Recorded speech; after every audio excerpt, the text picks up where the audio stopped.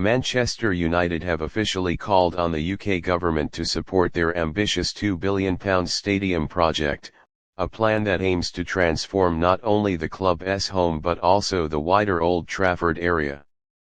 The proposed development, driven by minority owner Sir Jim Ratcliffe, envisions a state-of-the-art 100,000-seat venue that would become one of the largest and most modern football stadiums in the world.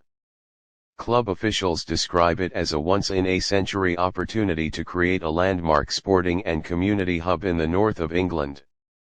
The project would see the new stadium built adjacent to the current Old Trafford, which has served as United's home since 1910. Years of criticism over the aging ground's condition and lack of modern facilities have fueled the argument for a complete rebuild rather than a refurbishment. The new design, developed by Foster Plus Partners, promises improved accessibility, sustainability, and fan experience, setting new standards for sports architecture in the UK. Beyond football, Manchester United insist the project is about regeneration on a massive scale. Plans include new housing developments, public plazas, transport links, and commercial spaces that could reshape the surrounding Trafford area. The club claims the scheme could create up to 92,000 jobs and bring billions of pounds in economic benefit, attracting an estimated 1.8 million extra visitors to the region each year. Supporters argue this could help balance the UK's levelling up agenda, channeling investment to northern cities. United's call for government backing does not involve direct taxpayer funding for the stadium itself. Instead, the club is seeking support for the surrounding infrastructure and regeneration program, such as road improvements, rail connections, and land clearance. Government involvement would likely include legal powers and planning assistance, particularly regarding land acquisition and potential compulsory purchase orders for neighboring sites currently occupied by industrial and freight businesses. A major challenge facing the project is land ownership. The area behind Old Trafford includes property held by companies such as Freightliner, whose land is essential for expanding the site. Negotiations over purchase prices have proven difficult, and United may need government intervention to unlock the site if agreements cannot be reached voluntarily.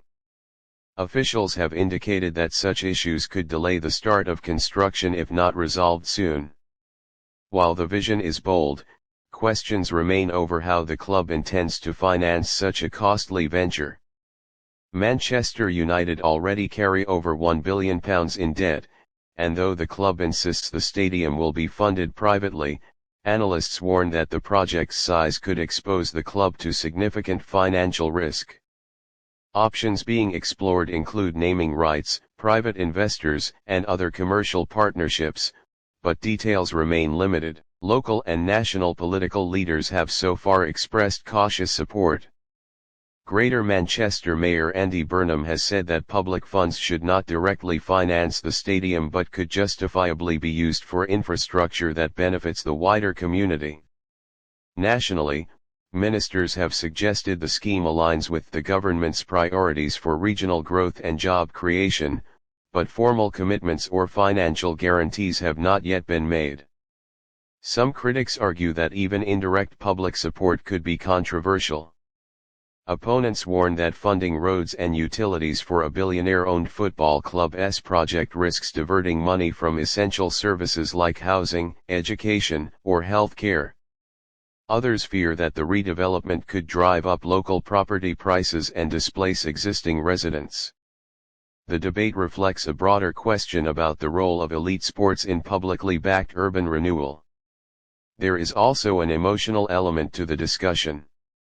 For many supporters, Old Trafford is sacred ground, steeped in the club's history and tradition. Replacing it with a new structure risks alienating longtime fans who see the stadium as a symbol of Manchester United's identity. The club has promised that any new venue will honor that legacy, incorporating tributes to the Theatre of Dreams and preserving its iconic character in the design. If the plan proceeds as intended, United hope to complete the new stadium in time for the 2030-31 season. Construction would likely begin within the next few years, with modular building techniques potentially reducing the overall timeline. The club also expects that Old Trafford will remain operational during most of the construction period, ensuring minimal disruption to fixtures and fan attendance. Should the £2 billion project succeed, it could become a defining moment for Manchester and the wider north of England, setting a precedent for large-scale, privately led regeneration supported by government infrastructure partnerships. The stadium could become both a footballing powerhouse and a regional landmark, drawing global attention to British design and engineering. Yet, with its scale comes risk. Financial uncertainty, political debate, and logistical hurdles all stand in the way of turning vision into reality. Manchester United's appeal to the government is ultimately a call for partnership, one that blends private ambition with public purpose. Whether Westminster steps forward decisively will determine if the dream of a new Wembley of the North becomes more than a bold promise on paper,